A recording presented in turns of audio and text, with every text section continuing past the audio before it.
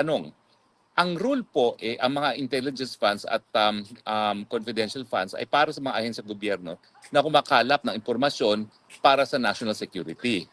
Ang tanong, bakit mayroong 4.5 billion ng presidente samantalang may hiwalay naman na confidential at intelligence funds ang Armed Forces of the Philippines, ang Philippine National Police, ang NICA.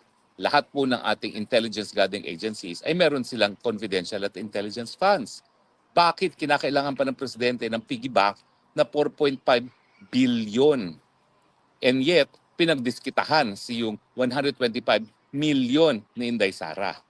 Well, ang sagot po dyan, dahil kinakailangan ni Marcos Jr. na bilhin ang katapatan ng mga tao na susuporta para siya'y manatili sa pwesto. Sino yan? Well, nandyan na rin ang kasundaluhan, kaya magbibigay yan ng kung ano mga benepisyo dun sa mga commanders para wag sila mag-coup. Pangalawa, binibigay din niya sa mga politiko. Dahil alam naman natin na mga politiko ay talagang dugong buhaya at lalamon ng puwerta ng pondo galing sa taong bayan kapalit ang kanilang katapatan. Pero ito po ay katapatan for sale at hindi tatagal.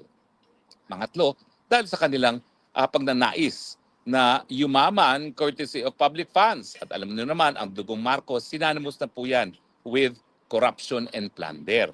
Dahil nga po sa Guinness Book of World Records, nasa top 5 po ang mga Marcoses bilang pinaka